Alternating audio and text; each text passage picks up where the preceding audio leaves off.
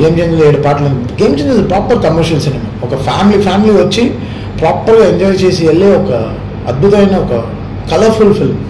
Emotion, డాన్స్కి dance, యాక్టింగ్కి performance, everything. Shankar sir after long time ఒక కమర్షియల్ సినిమా, ఒక మొదలు ఆ ఫీల్డ్లో ఒక కంప్లీట్ కమర్షియల్ ప్యాకేజ్లో సినిమాని తీసుకొచ్చారు. ఇప్పుడు ఖర్చు మీకు ఒక 300 కోట్లు ఇస్తే ఆ ఖర్చు చూపించే డైరెక్టర్ ఉండాలి కదా.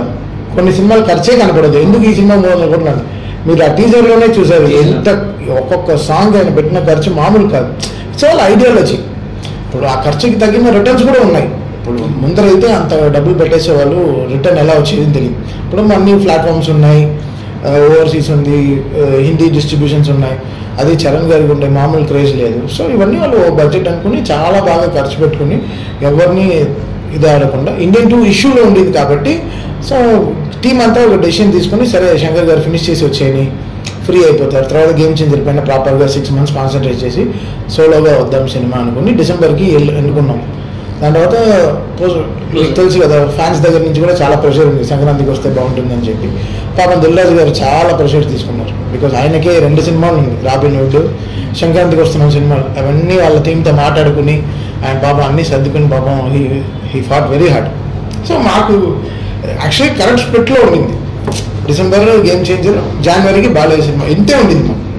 సో మాకు ఇలా అన్నీ కలిసి వస్తాయి. సార్ నా మౌంట్ ఎవరెస్ట్ వస్తుంది ట్రిబ్యూట్ సార్.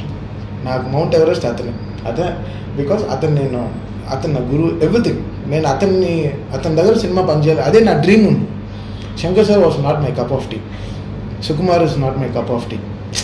వాళ్ళ డైరెక్టర్స్ నాకు అతని నెంబర్ కూడా లేదు నా దగ్గర. శంకర్ గారి నెంబర్ లేదు, సుకుమార్ గారి నెంబర్ కూడా లేదు. నేను ఫోన్లోనే పెట్టుకోను, సినిమా బాగున్నా మెసేజ్ చేయను, ఏం చేయను. But I like dum.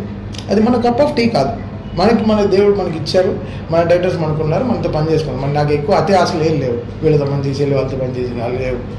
ఇది వచ్చింది, నేనేం చేయాలి. బట్ నేను ఫస్ట్ భయపడ్డా శంకర్ గారు ఎలా అని. బట్ ఆయన బాయ్స్ జోవెల్గా అయిపోయి నా ఫాస్ట్ కంపోజింగ్ గేమ్ చేంజర్ 6 నెలల్లో కంపోజింగ్ అయిపోయింది. 2021లోనే కంపోజింగ్ అన్నీ అయిపోయింది. మెల్లమెల్లగా ఒక్కొక్క పాట షూటింగ్ ఉంది, రెడీ చేసి ఇచ్చి ఇప్పుడు ఆల్బమ్ కూడా చాలా సూపర్గా వచ్చింది. నెక్స్ట్ రిలీజ్ అయ్యే పాట 28th అనుకుంటున్నాం.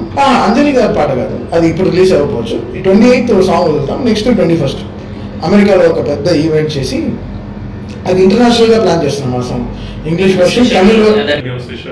ఇంగ్లీష్ వర్షన్ దోప్ అని మీకు తెలిసి ఉంటుంది, బాగా ట్రెండ్ అవుతుంది ఆ వర్డ్. సో ఆ వర్డ్ అది English version, Tamil, Hindi, Telugu 4 versions release చేద్దాం. ఇంగ్లీష్ వర్షన్ కూడా ఫస్ట్ టైం ఒక తెలుగు సాంగ్ ఇంగ్లీష్ వర్షన్లో రిలీజ్ చేస్తాం. కుమ్మేశారండి విజువల్స్, మన కళ్ళు సరిపోవండి. చాలా రోజుల తర్వాత మన కమర్షియల్ సినిమా సాంగ్స్ చూసి ఎన్ని రోజులు అయింది చెప్పండి. 6 సాంగ్లకే మనం డబ్బులు ఇచ్చేయచ్చు. అదే సార్, 6 సాంగ్లు మనం డబ్బులు ఇచ్చేయచ్చు. అలా మేకింగ్ తీసుకొచ్చి పెట్టేశాడు. బికాస్ ఆయన ఫస్ట్ షూట్ చేసింది 6 పాటలే. తర్వాత కథ మొత్తం క్యారెక్టర్స్ సుదీప్ గారు ఉండాల్సిన సినిమాలో, అది కాకుండా ఎస్జే సూర్య గారు వచ్చారు. ఇవన్నీ మారి మెల్లగా స్కెడ్యూల్స్ ప్రకారం చేసుకుంటూ వెళ్ళారు.